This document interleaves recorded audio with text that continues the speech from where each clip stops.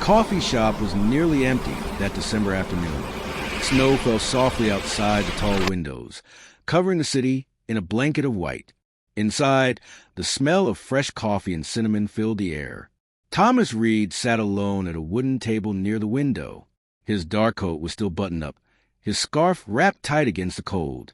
At 58, he had everything money could buy. His company employed thousands. His name was on buildings downtown. But none of that mattered anymore. It had been 3 years since Margaret died. 3 years since cancer took his wife of 30 years. The holidays were the hardest. Their daughter lived across the country now, busy with her own family. Thomas understood. Life moved on. But sometimes, in quiet moments like this, the loneliness pressed down on him like a weight. He stared at his coffee, watching the steam rise and disappear. A small voice broke through his thoughts. "Can I sit here?" Thomas looked up. A little girl stood beside his table. She couldn't have been more than 6 years old. She wore a light blue dress that seemed too thin for winter and a pink knit hat with a little pom-pom on top. In her arms, she clutched a worn teddy bear. But it was her face that made Thomas pause. She was pale, very pale, the kind of pale that spoke of hospital rooms and worried parents. Thomas glanced around the coffee shop. Where were her parents? "Of course," he said gently. "Please, sit down." The little girl climbed onto the chair across from him. She set her teddy bear on the table carefully, adjusting it so it faced her. "Thank you," she said quietly. "My mommy is ordering, but I got tired of standing." Thomas nodded. "I understand. What's your name?" "Sophie," the girl said. She looked at him with eyes that seemed too old for such a young face. "What's yours?" "Thomas. It's nice to meet you, Sophie." Sophie smiled just a little. "That's a strong name. Like a knight." Thomas felt something shift in his chest. Margaret used to say the same thing, teasing him when he took himself too seriously. "Your bear looks well-loved," Thomas said, nodding at the teddy. Sophie picked it up, holding it close. "His name is Honey. My daddy gave him to me." She paused, her voice dropping.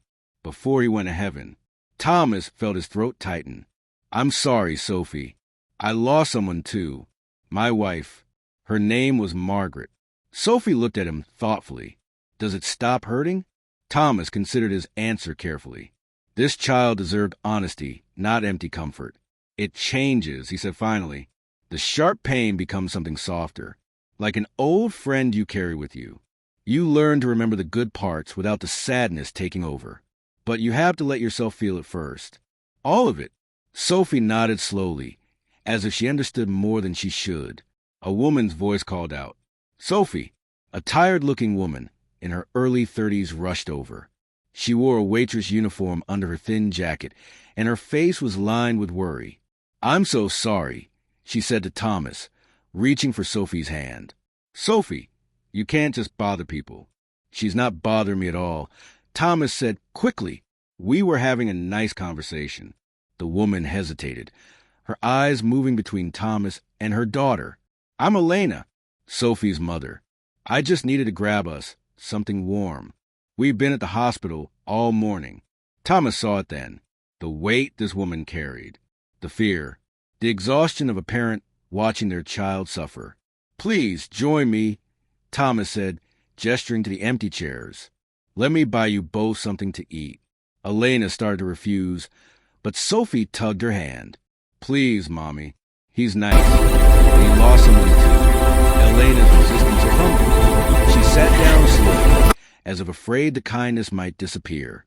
Over hot chocolate for Sophie and soup for Elena, the story came out in pieces.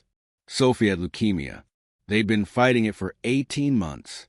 Elena worked 2 jobs to cover what insurance wouldn't. They'd lost their apartment last month and were staying with Elena's sister in a cramped 1-bedroom across town. Thomas listened, really listened, the way he hadn't listened to anyone in years. Sophie colored on a napkin with crayons the barista brought over, humming softly to herself. Every so often, she'd look up and smile at Thomas, as if checking that he was still there.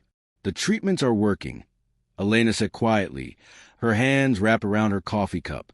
"The doctors say she's responding well. But there's a new treatment, experimental. It could put her in full remission."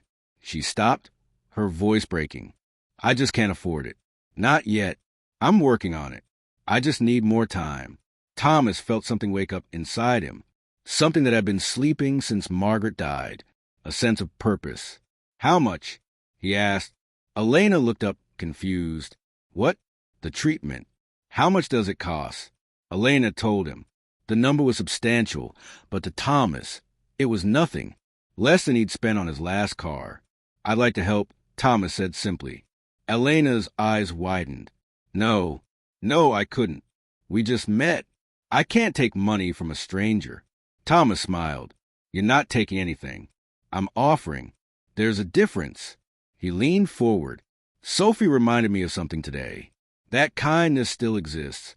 That connection still matters. You be doing me a favor, honestly. Tears spilled down Elena's cheeks. She covered her mouth with her hand, trying to hold back sobs. Sophie looked up from her coloring. Mommy, why are you crying? Happy tears, baby, Elena whispered. These are happy tears. 3 months later, Thomas stood in the hospital waiting room. He'd paid for Sophie's treatment anonymously at first, but Elena had figured it out. She tried to refuse again, but Thomas had been firm. This was happening. He'd also quietly arranged for Elena to get a management position at one of his company's retail locations. Better hours, better pay, health insurance that actually covered what Sophie needed. The doctor came through the doors, smiling. She's in complete remission. Elena collapsed into Thomas's arms, sobbing with relief. And Thomas realized he was crying too. For the first time since Margaret's funeral, tears of joy. Sophie came out a few minutes later, tired but smiling. She ran to Thomas and hugged his legs. Thank you, Mr. Thomas, she whispered. Thomas knelt down to her level. You saved me too, Sophie. You reminded me what matters. As they walked out of the hospital together into the spring sunshine, Thomas felt Margaret's presence, not as a ghost or a memory, but as a guiding hand. She would have loved Sophie. She would have done exactly what he did. The coffee shop encounter had lasted maybe an hour, but it changed everything. It reminded Thomas that wealth meant nothing if it just sat in accounts, that loneliness could be cured by opening your heart, that sometimes the people who need saving end up saving you instead. Sophie grabbed his hand as they walked. Can we go back to that coffee shop sometime? She asked. Thomas smiled, squeezing her small hand gently. Anytime you want, Sophie. Anytime you want. And for the first time in 3 years, Thomas Reed felt like he was home. If this story touched your heart, please share, and subscribe for more stories about kindness and hope.